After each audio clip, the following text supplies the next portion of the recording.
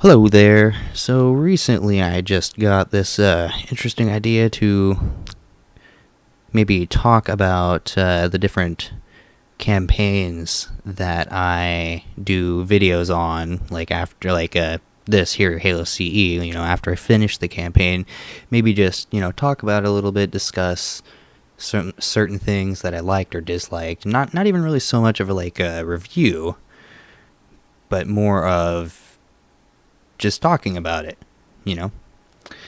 I don't really know how to describe it. But, I'll just, get into it.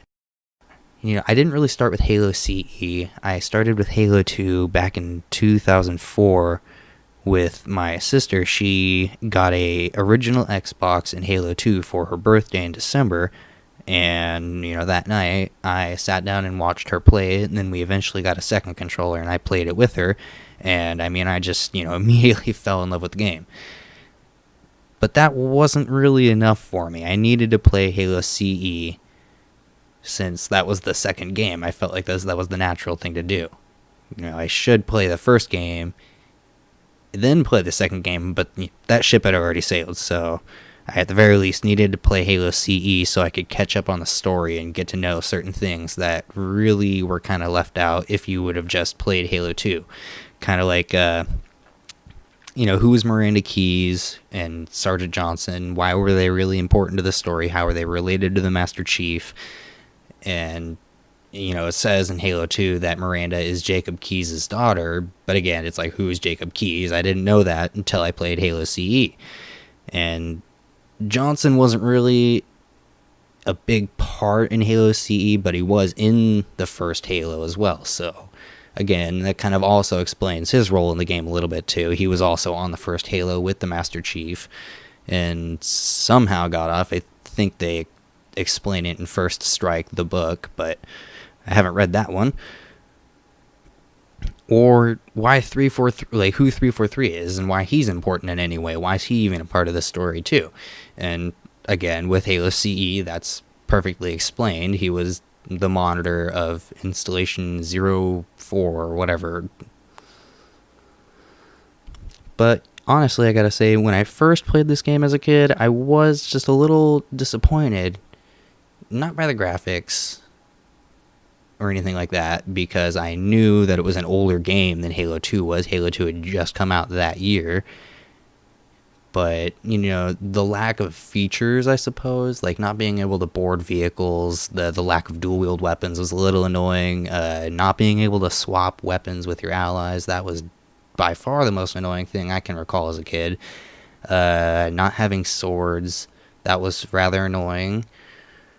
I mean, there's just all these little things that they added in Halo 2 that weren't there in Halo 1 that annoyed me when I played Halo 1 after playing Halo 2 first. But again, I understand it was an older game, so it's not going to have as many of the features that were in the newer game, obviously. But it was just interesting going from that newer game, Halo 2, and then going to Halo 1. It kind of forces you to switch up your strategy. Like, on some occasions, you might actually have to kill one of your Marines if you want to get a really good gun, like a sniper rifle or something, because you can do better with it than the Marines can. But in Halo 2, you could just, swap weapons with them. And that's not something you could do in Halo 1. And boarding vehicles, that wasn't something you could do in Halo 1 either. So you had to, kill the alien, kill the elite or whatever, driving the ghost, and then get the ghost. But at the same time, they couldn't board you either, and neither could the Flood. So that was kind of a, what was the term? Not double-edged sword. Oh, I can't think of the term, but it's helpful in a sense, but also it's a hindrance, basically. One thing I do remember playing this game as a kid was, Halo 2, I don't really remember it having its own wide open, huge level where you could drive a warthog around, kind of like on I think the level is literally called Halo on Halo CE. It's the second level of the game. You crash land on the planet. You crash land on Halo.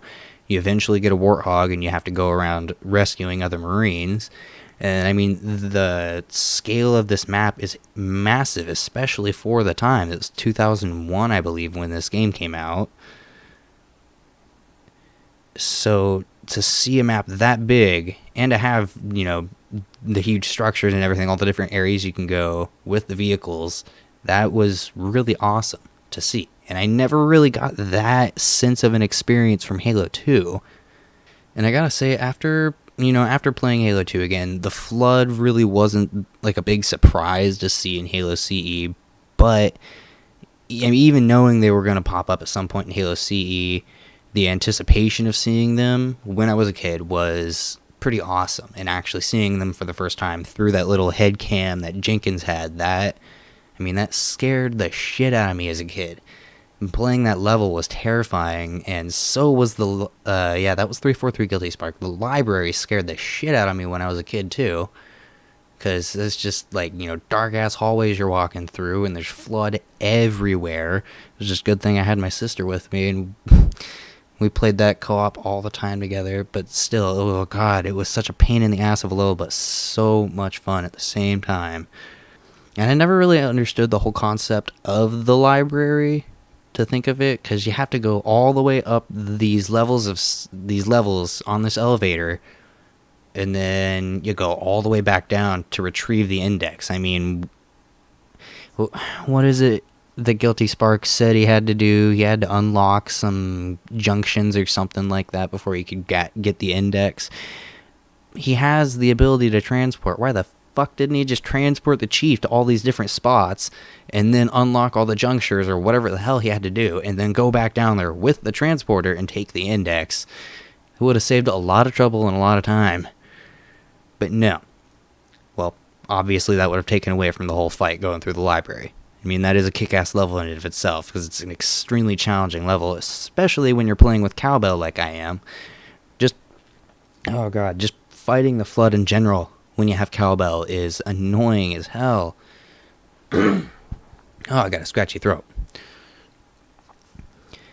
Oh, man. And then, two betrayals, that level.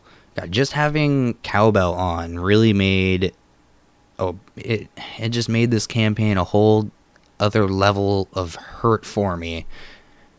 I don't think I'm ever going to play this game with that skull activated again, because that was just ridiculous.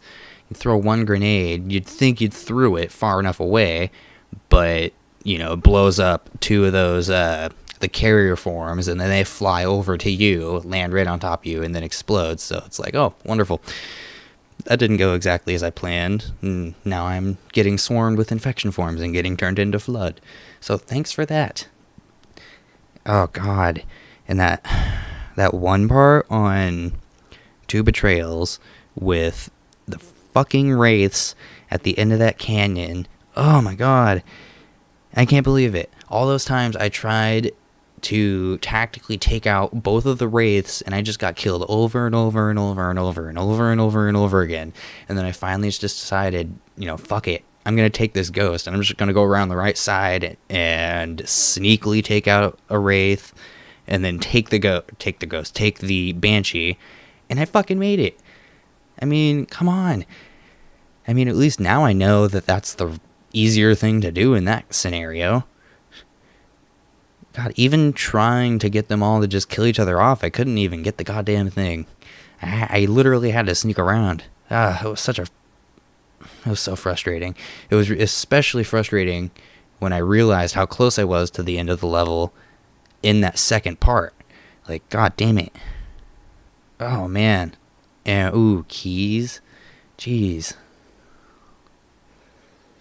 That level, again, cowbell, made that level extremely annoying. You're throwing a grenade, and then you'd have the carrier forms fly towards you in a freaking hallway, or you'd have 5 carrier forms all blowing up and flying all over the place. Man, it was definitely very stressful. Just dealing with the intensified explosions made that whole thing just a whole lot more stressful than it probably should have been. Man, and the way they updated the visuals for, specifically Captain Keyes when he's infected and he's inside the proto-grave mind, that was honestly pretty gross. But it was awesome looking. Like, especially compared to the original version. I mean, it was basically just this, blurry blob sitting there. You can even see in the video, it's just a blurry blob sitting there. And then I go back to the anniversary edition, and it's like, oh god, ugh, no. Like, really, it just kind of like made me squirm a little bit. He just like punches in his face. Ugh.